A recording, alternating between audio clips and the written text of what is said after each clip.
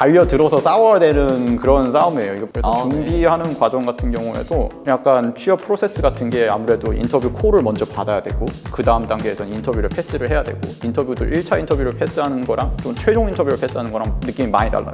거의 한 5시간, 6시간 동안 계속 연속으로 인터뷰를 봤던 것 같아요. 제가 생각할 때는 실리콘밸리나 특히 이런 IT 회사 데이터 사이언티스트 인터뷰는 제가 사실 인터뷰를 되게 많이 봤었는데 경험상 그 테크니컬한 인터뷰를 좀 많이 준비하는 게 좋아요. 특히 케이스 인터뷰가 굉장히 많은 비중을 차지하기 때문에 이 두 개를 어떻게 잘 준비하는 게 좋다고 생각합니다.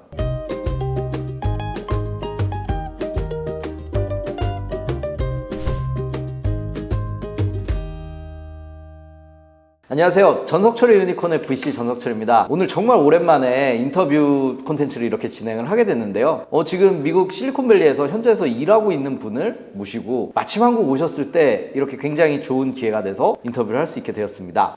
안녕하세요. 안녕하세요. 네.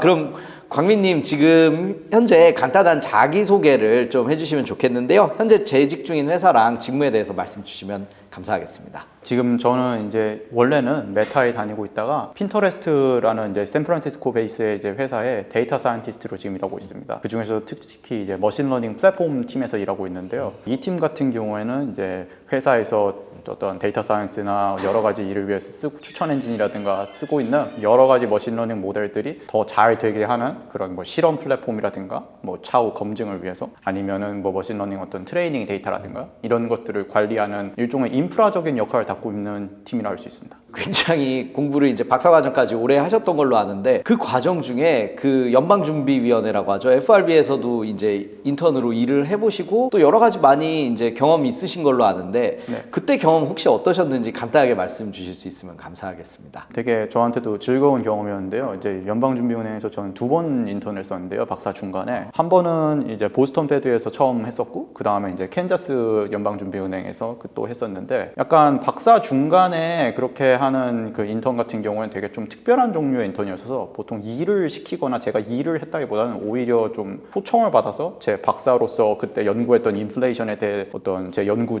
성과 이런 것들을 나름 뭐 새로운 연구 이런 것들을 공유를 하고 또 제가 그분들에게 어떤 연구에 관해서 도움을 받기도 하고 그래서 제 입장에서는 제가 일을 해주는 인턴이 아니라 사실상 도움을 받는 인턴이었어서 되게 특별한 경험이었어요. 특히 거기서 일하면서 근무 형태가 아무래도 관공서이고 금융 쪽이니까 되게 수직적일 거라 생각하는데 생각보다 그렇지가 않았어요. 전혀. 굉장히 의외로 다들 경청하는 분위기고 인턴이 와서 얘기하는 것에도 불구하고 어떻게든 도와주려고 노력하고 근무 형태만 하더라도 뭐 몇 시까지 와라 이런 근태 관리는커녕 약간 뭐 좀 자유롭게 쉬면서 알아서 이제 자유롭게 출퇴근하는 게 되게 보편적인 곳이어서 제가 더 놀랐었어요. 약간 굉장히 좀 자율적이었나 보네요. 네, 대단히 자율적인 분위기여서 저도 처음으로 어떻게 하면 학생으로서 직장을 갔던 곳이 그래가지고 제가 오히려 더 당황을 해서 몇 번 물어보고 그랬는데 약간 농담적으로 그럼 널 위해 하나 만들어 줄 수 있다 우리가 근무 시간을.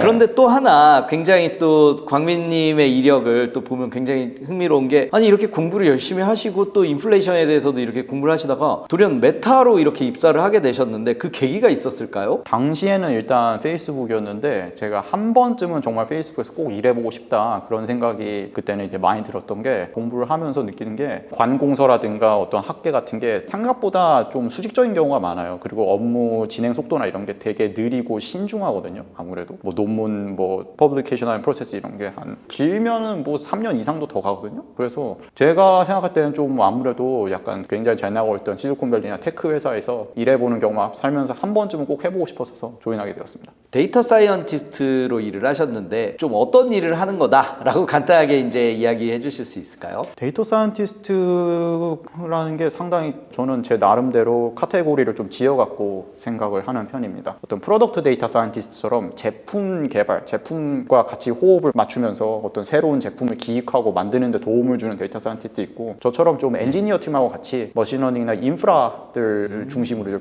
좀 연구라든가 인프라를 중심으로 공부를 하는 사람들이 그런 데이터 사이언티스트가 꽤 있습니다. 그래서 데이터 사이언티스트라면 제가 볼 때는 두 가지 정도 제품 개발에 좀 기여를 하거나 어떤 인프라에 기여를 하거나 두 가지가 있는데 공통적으로는 결국은 일종의 정찰병이고 이제 지도를 그리는 사람에 가깝습니다. 어떻게 보면은 현장 목소리를 제가 대변할 수 있는 유일한 상황인 거죠, 데이터로. 그럼 이게 좀 천편일률적이겠지만 어느 정도 이렇게 만들어졌을 때 데이터 사이언티스트가 이렇게 들어가서 다시 역할을 하면서 그런 피드백을 바탕으로 다시 회사마다 조금 정도가. 다를 수 있다고 네네. 생각하는데요. 저희 같은 경우는 데이터 사이언티가 풍부한 편이기 때문에 시작 단계부터 보통 다 같이 들어갑니다. 보통 전형적인 팀 구성이 데이터 사이언티스트하고 어떤 PM 역할 맡아줄 수 있는 사람하고 심지어 PM이 아예 없는 팀들도 많았어요. 그래서 엔지니어들 한 2명 정도? 그 정도면 한 4인 구성의 적당한 팀입니다. 그러면 이제 또 이제 경제학 박사를 하면서 이제 메타로 취업을 하셨는데 네. 또 그 과정 자체도 조금 궁금해요. 그래서 어떤 절차를 밟았고 어떤 인터뷰나 뭐 특이사항이 이제 뭐 이런 부분 되게 준비했던 게 좋았던 것 같다. 아니면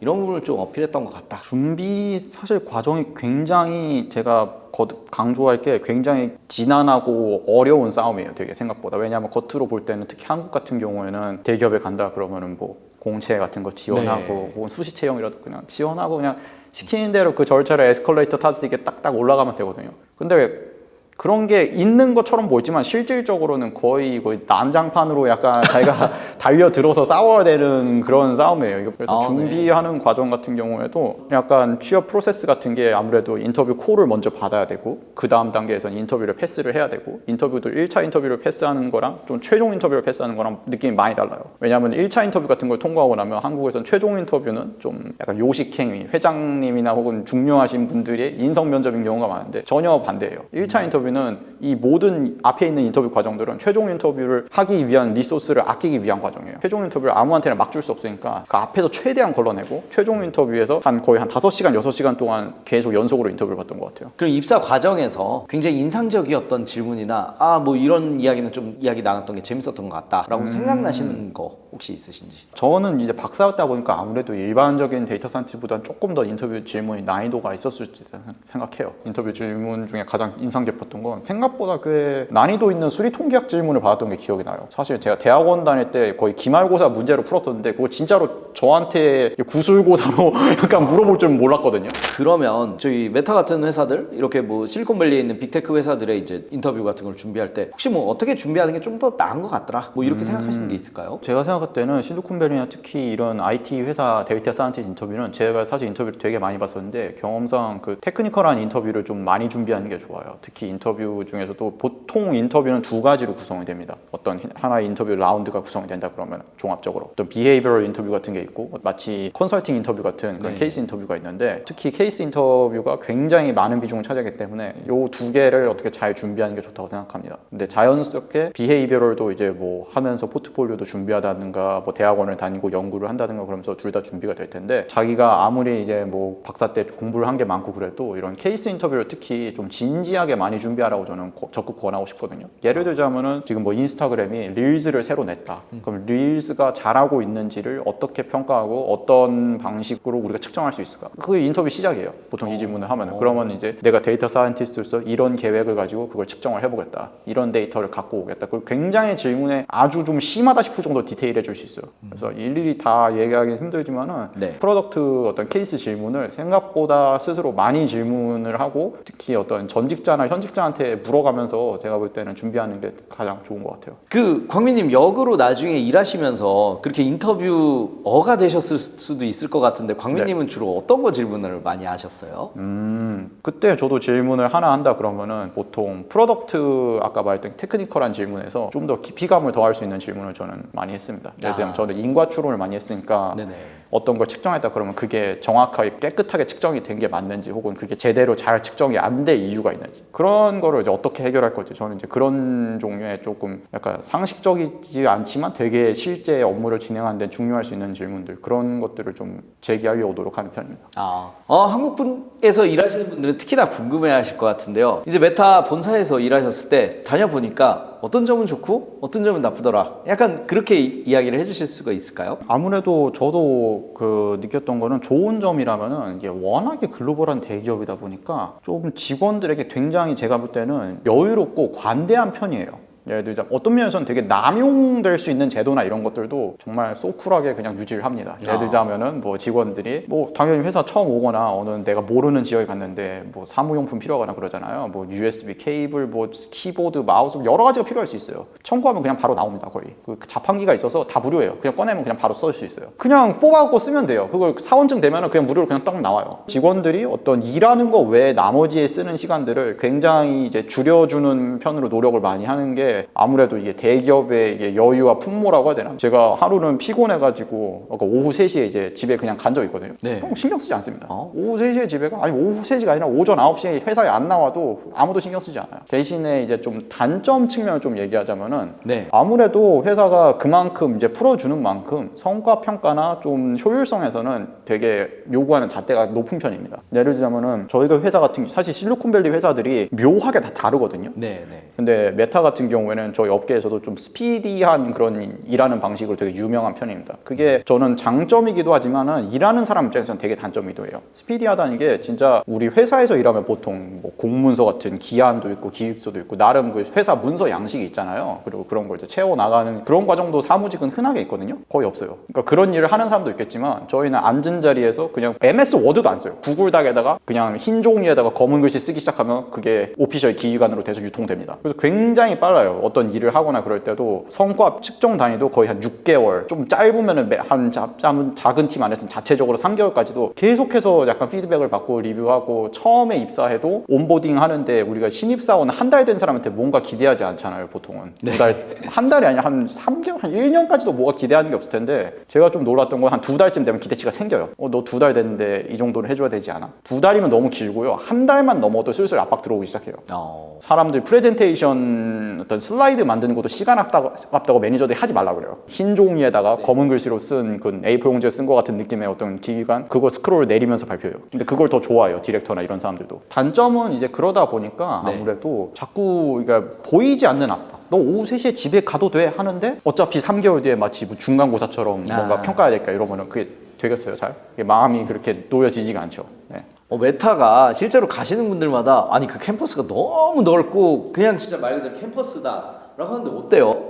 진짜로 저희가 캠퍼스를 부르는 것처럼 대학교 같아요. 어떻게 보면 그 뭔가 제 개인적인 추측으로는 영화 막 소셜 네트워크 그리고 마크 저커버그의 어떤 창업 일대기를 다룬 영화잖아요. 네. 거기서 이제 대학생 때 이제 창업한 것처럼 이분이 본인 대학 생활에서 보통 뭔가 못한 한이라도 푼한 싶을 정도로 굉장히 대학교 같아요. 진짜 캠퍼스가 정말 넓고 예쁘고 실제로 저희 직원분들도 이제 다 초청해서 자주 와서 아침도 먹고 뭐 다 할 수 있거든요. 안에 다 무료예요. 그냥 게스트로 오면은 밥 먹는 거 무료고 뭐 옥상 정원이 또 본사에는 이제 좋은 데들이 많은데 그런 거 보면은 이제 아주 이 회사 오길 너무 잘했다 이런 느낌이 들죠. 뽕이 확 차오르면서 아까 평가가 굉장히 냉정하고 타이트하다라고 네. 했는데 어떤 분위기로 조금 진행되는지 간단히만 얘기해 주실 수 있을까요? 아무래도 회사 데이터 사이언티스트들은 제일 중요한 게 이거라고 할 수 있겠는데 임팩트를 얼마나 만들었는지. 그러니까 이렇게 아까 제가 데이터 사이언티스트는 좀 정찰병이면서 지도를 그리는 역할이라고 했는데 정찰병인데 정찰을 했는데 그게 의사결정에 영향을 줘서 뭔가를 해야지 임팩트가 생기잖아요. 네. 데이터 사이언티스트는 그게 제일 중요하거든요. 근데 정찰해왔는데 뭐 아무 변화도 안 느꼈어. 한 거나 안 한 거랑 다름이 없어. 그러면은 있을 필요가 없어요. 그래서 내가 실제로 일을 해서 팀의 의사결정에 어떤 영향을 줬는지를 집중적으로 마크에서 물어봐요. 어떤 제품군을 맡았고 네가 실험을 해서 뭘 알았고 그게 실제로 우리 제품의 어떤 제품을 직접 중간에 개발 중단하기로 한 것도 굉장히 큰 임팩트예요. 우리가 뭐 어떤 뭐 분석한 데이터라든가 실험 결과로 그거 굉장히 흥미롭네요. 네. 더 이상 들어가야 될 리소스를 잘 막았다. 그것도 실적 중 하나입니다. 그것도 굉장히 중요한 실적 중 하나예요. 지금까지 광민님께서 어떻게 그 연구를 하셨고 취업을 하셨고 그 취업한 과정에서 어떤 부분들이 또 준비나 아니면 인터뷰에서 임팩트가 있었고 그리고 본인이 실제로 메타에 입사하셔서 어떤 부분이 가장 인상적이고 좋았다 그리고 어떤 부분은 굉장히 좀 하드했다 라고 이야기해 주신 게 이게 해외에 빅테크를 준비하시거나 아니면 실리콘밸리에 있는 뭐 스타트업들을 준비하시는 분들께는 굉장히 도움되는 얘기일 것 같고 국내에서 일하시는 분들도 저런 거는 조금 참고해 볼 만한데 되게 좋은 문화 같다 라고 보셨을 때 조금이라도 도움이 됐으면 좋겠습니다. 자세한 이야기는 또 2부에 이어서 말씀드리도록 하겠습니다. 감사합니다.